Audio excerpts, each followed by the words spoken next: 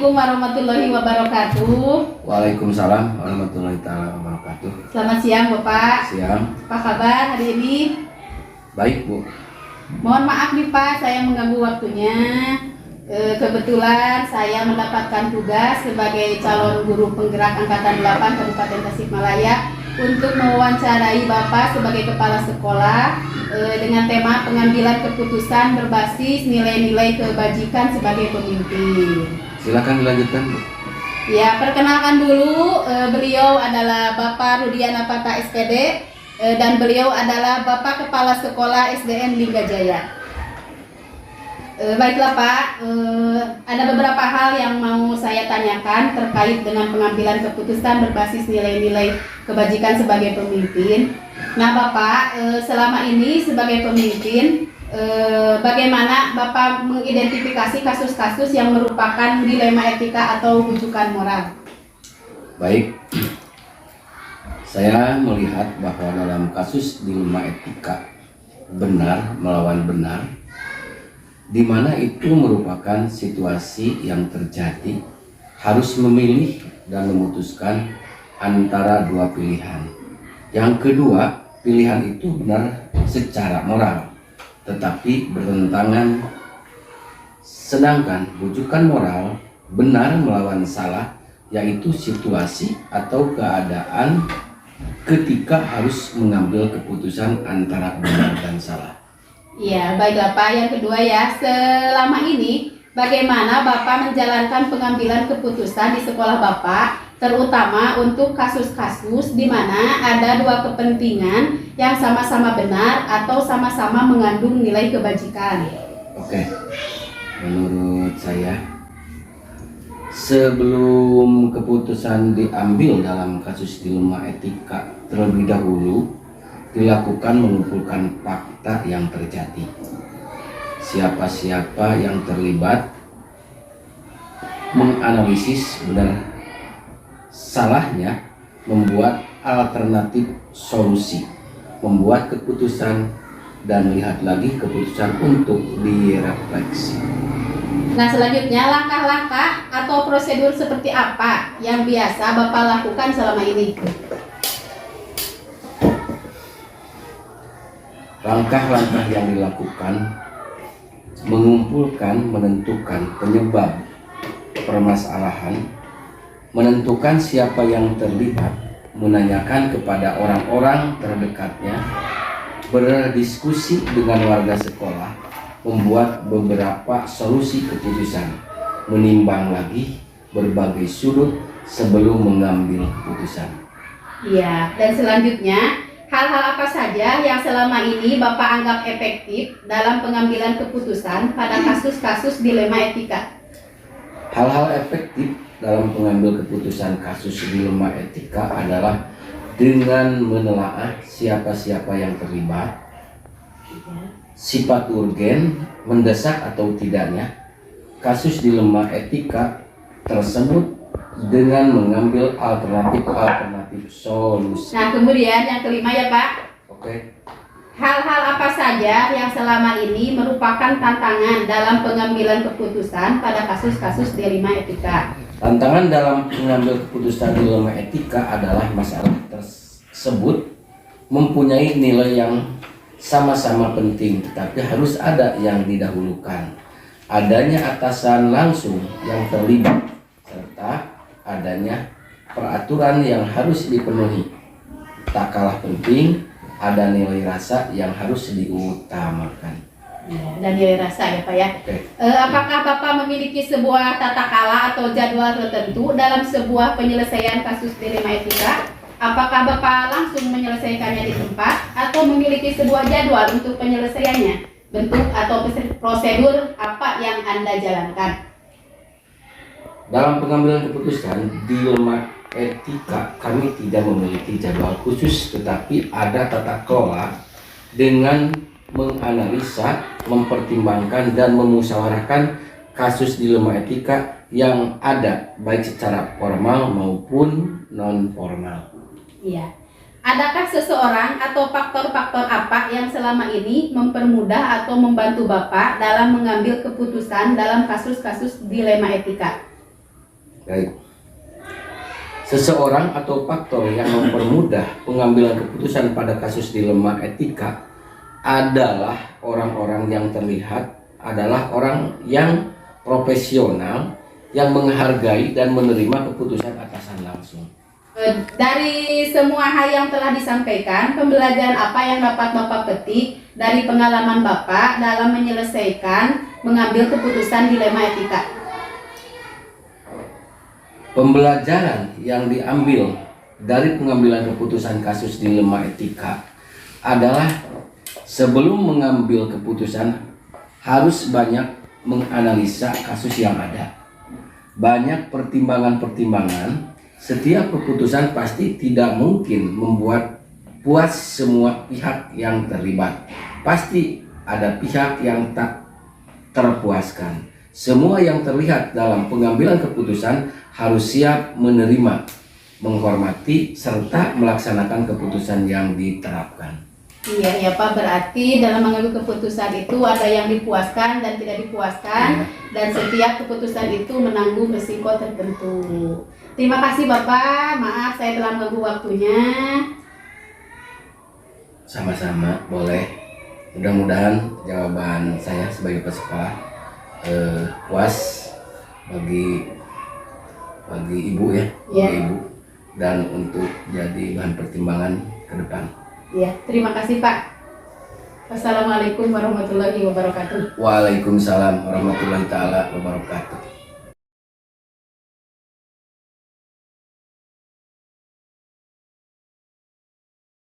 Assalamualaikum warahmatullahi wabarakatuh. Waalaikumsalam warahmatullahi wabarakatuh. Apa kabar Pak hari ini? Alhamdulillah hari ini baik-baik saja Bu. Mohon maaf Pak, saya mengganggu waktunya. Sehubungan dengan saya ada tugas dari calon guru penggerak angkatan 8, jadi saya harus mewawancarai Bapak Kepala Sekolah dengan tema pengambilan keputusan berbasis nilai-nilai kebajikan sebagai pemimpin. Nah, sebelumnya silakan Bapak memperkenalkan diri. Baik, perkenalkan nama saya Muhammad Hasan SPD, unit kerja SDN Sindang Asik, Kecamatan Sampang, Kabupaten Tasikmalaya. Untuk hal-hal yang lainnya bisa nanti dikonfirmasi identitas sementara, nama saja dan tempat kerja. Terima kasih Pak. Mari kita mulai. Ada beberapa hal yang akan saya tanyakan kepada Bapak. Yang pertama, selama ini bagaimana Bapak mengidentifikasi kasus-kasus yang merupakan dilema etika atau bujukan moral? Baik, bahasa kasus dilematika atau bujukan moral sebenarnya itu adalah hal yang asing dari segi nama, karena dari namanya kasus dilematik dan bujukan moral.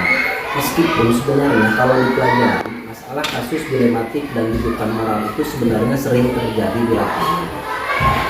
Setelah mengenal nama itu, terus terang saya mempelajari mulai dari arti kata dan lain sebagainya. Yang saya pahami, kasus dilematik itu kata per kata, kasus itu adalah sebuah kejadian atau situasi. Dilematik artinya situasi yang sangat dilema, membingungkan untuk mengambil sebuah keputusan dari kasus tersebut. Tapi dapat disimpulkan secara pribadi bahwa kasus dilematik itu adalah situasi di mana seseorang dihadapkan terhadap dua pilihan, yang mana pilihan itu dua-duanya adalah benar secara moral, tetapi bertentangan. Nah, bertentangan ini sebenarnya bukan karena salah atau benar, tapi justru karena dua-duanya benar, tapi bertentangan bisa secara situasional atau secara kondisi.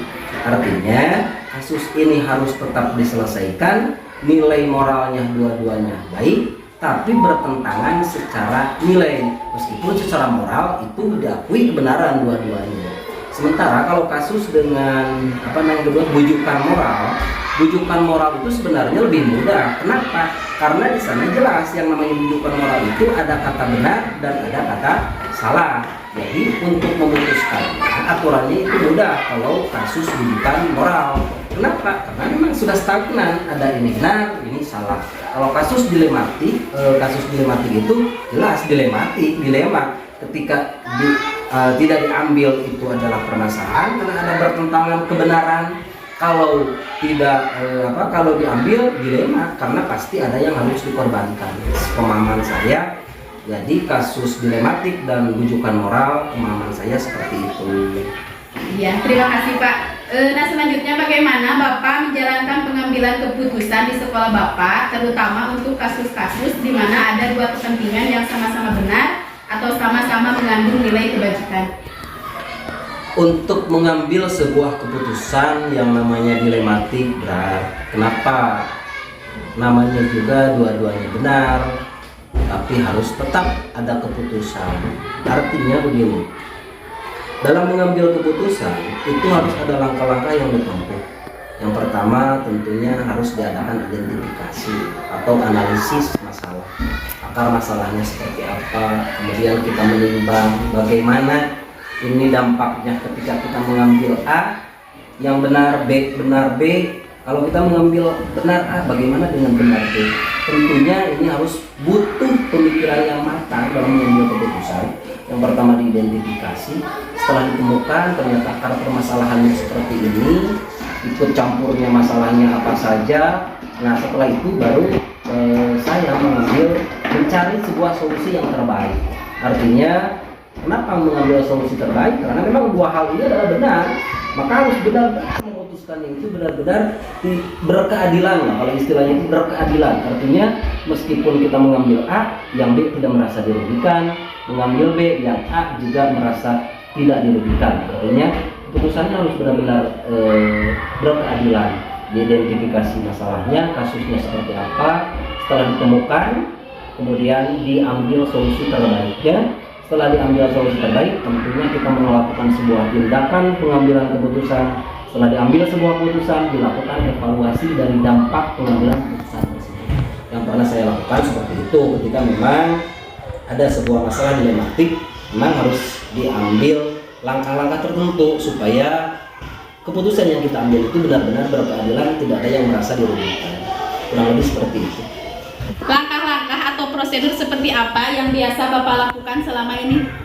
Langkah-langkah seperti yang saya pernah sampaikan tadi Bu di pertanyaan yang kedua. Jadi langkah-langkahnya saya selalu mengidentifikasi masalah-masalah tersebut. Kasus-kasus itu diidentifikasi detail. Kenapa harus detail? Karena memang ini dilema, memang karena benar dan benar ini yang menjadi dilema itu karena benar.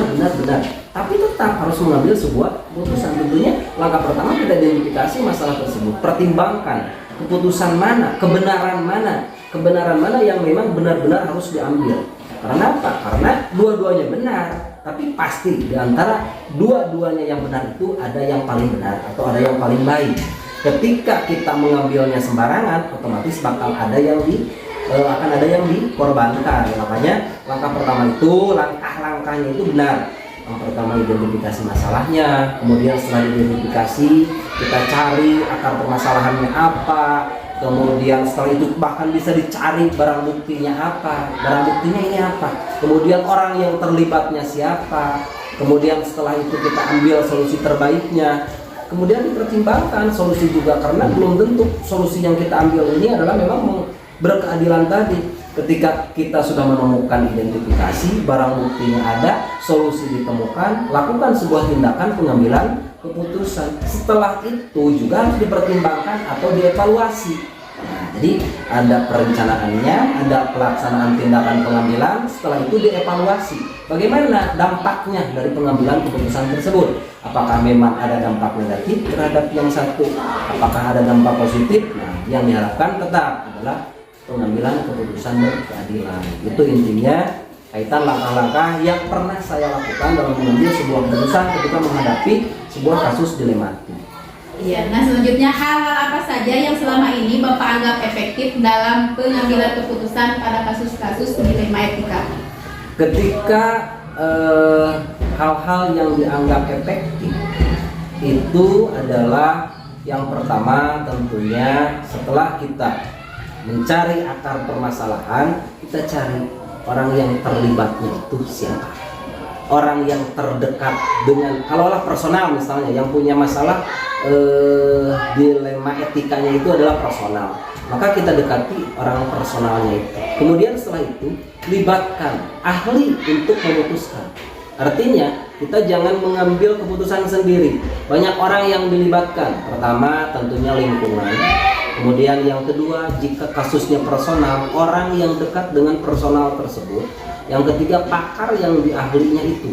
Kemudian kita berdiskusi, mencari pemahaman. Jadi jangan mengambil keputusan berdasarkan pemahaman sendiri. Harus supaya efektif itu kita cari sumber yang terbaik, minta saran dari orang-orang yang memang berkompeten di bidangnya. Kita kemudian berkaca, bergambar dari pengalaman yang pernah kita alami dan lain sebagainya.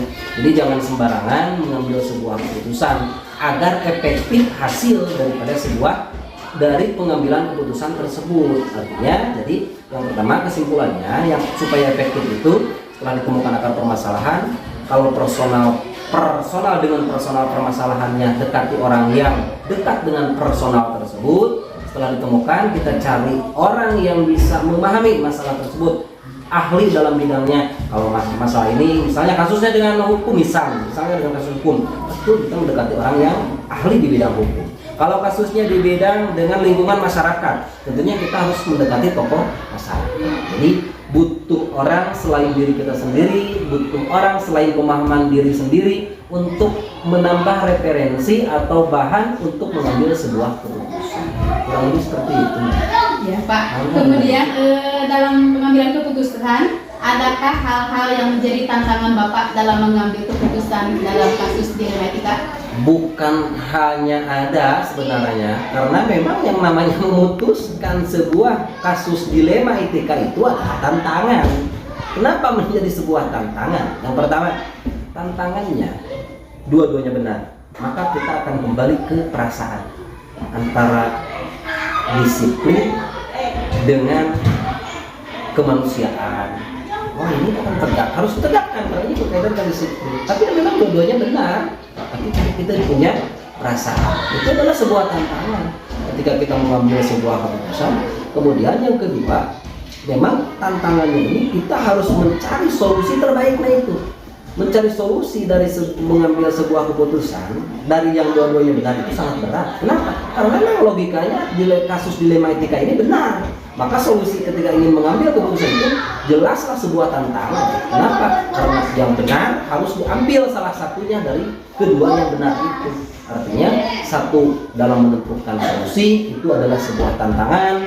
Yang kedua, dalam memutuskan juga menjadi sebuah tantangan karena kaitan dengan perasaan, kaitan dengan nilai kebenaran yang ada, itu harus menjadi bahan pertimbangan. Kurang lebih seperti itu tantangan. Ya Pak, nah dalam menyelesaikan permasalahannya ya Pak, apakah Bapak mempunyai tata cara atau jadwal tertentu, atau Bapak langsung memutuskan menyelesaikan pada saat itu ketika ada permasalahan ini? Kalau masalah penjadwalan tentunya itu situasional. Yang pertama, kami menganalisis, mengidentifikasi masalah ini berat atau tidak. Artinya kalau masalahnya ringan, itu kita putuskan saja pada saat itu.